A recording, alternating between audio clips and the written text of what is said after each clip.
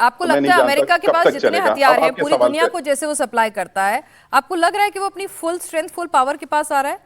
जिस दिन वो अपने डर्टी बम्स लेकर आएगा क्या देखिए, होगा? रिजवी साहब, ये पूरी दुनिया जानती है। मतलब इसमें तो हमें इस देखिए मुगालते में नहीं ताकत, रहना चाहिए कि अमेरिका के बिल्कुल पास कैसी सैन्य ताकत है ना? ईरान कहां ठहरता है उसके सामने पूरी दुनिया समझती है। ठीक है, बूट्स ऑन ग्राउंड उतारेगा तो उसके लिए एक स्ट्रगल है, ज्योग्राफिकल एडवांटेज है आप लोगों को, तमाम चीजें हैं, लेकिन ये भी पूरी दुनिया जानती है कि भाई आप उनके 10 15 20 50 जहाज गिरा के ये नहीं कह सकते वो कमजोर हो गए। हाँ, उतना डैमेज अगर आपके एंड पे होगा तो वाकई में डैमेज हो रहा है।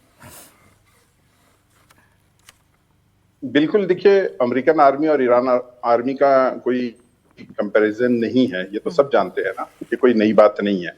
लेकिन अब सवाल यह है कि उसका मिसयूज करना, किसने उनको अथॉरिटी दी है, किसने उनको हक दिया है कि वो कहीं पे भी जाएं, दादागिरी करें। अगर ऐसा कानून कोई है कि अगर किसी के पास ताकत ज्यादा है तो सामने वाला सब सुन के ले, सब करके ले, तो ऐसा नहीं होता है।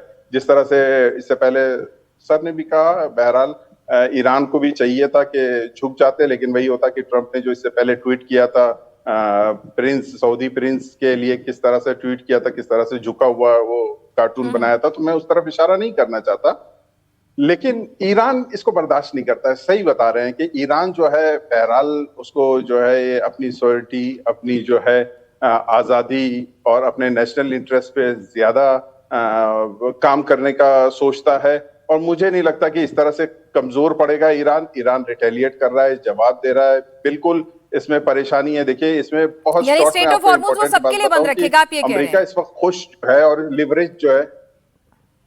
मैं दूसरी चीज मैं कह रहा हूं कि अमेरिका, जो अमेरिका के पास लिवरेज है वो यही है कि वो 10,000 12,000 किलोमीटर दूर है। वो तो जानता है, कई बार ट्रम्प साहब ने कहा कि मुझे तो होर्मुज से कोई मतलब नहीं है। तो इसमें इकोनॉमी किसकी खराब हो रही है? गल्फ कंट्री की, जीसीसी की, ईरान की, हमारे भारत की, या जो कंट्रीज डिपेंड है यहाँ के ऑयल पे, उनकी खराब हो रही है। ट्रम्प आया है यहाँ फसाद करके चल जाएगा, यहाँ पे खराब करके चला जाएगा। देखिए, मैं अक्सर इराक जाना होता है, हमारी धार्मिक जगह है वहां जियारत करने के लिए। तो आज इराक को उसने क्या किया? बर्बादी तो कर दिया, बर्बाद करके छोड़ दिया, भाग गया। तो उसका तो काम ही है। अफगानिस्तान में क्या ठीक है, किया उसने, जरा गौर वियतनाम में साहब से क्या समझ किया? लो। गौर तो साहब, इस पे तो कहानी अगर इतनी सीधी है तो गल्फ कंट्रीज को क्यों नहीं समझ में आ रही है?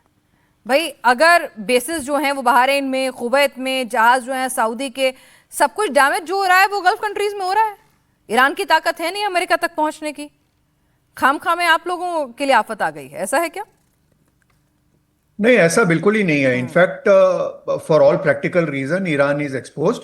देखिए, मुझे 26 साल हो गए यूएई में, और मैं जब इनिशियली आया था ना पिनास, तो ऑलवेज एक मरमर होता था कि यार, हु इज मोर डेडली और who is more fatal for GCC in general, is it Israel और इज इट ईरान? और मैं उस वक्त भी बोलता था कि भाई, mark it write it in gold, कि भाई it is Iran which is a bigger problem for GCC. और आज के टाइम में वो चीज विंडिकेटेड है। और अगर कोई सोच रहा है कि ये सब होने के बाद America is going to be weaker in GCC, they are completely out of their head. क्योंकि in fact America will become stronger within GCC, and they are going to sell lot of weapons, और काफी कुछ यहाँ पे हो गया। They are लेकिन here sir to अभी स्टे। तेल कैसे बेचेंगी सऊदी कंट्रीज?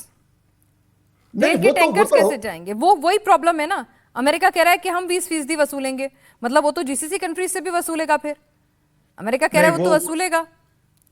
वो सारी चीजें सॉर्ट आउट हो जाएगी। But net net what I am trying to tell is Iran is fighting a lose lose battle, not only on military terms but frankly speaking. पिनाज, आप अगर उनकी ये 47 ईयर्स ऑफ इस रिजिम की हिस्ट्री देख लो, तो उनके फ्रेंड्स कौन है? Who are the people who might at the most not be friends but who have been helping them out? It is the GCC countries.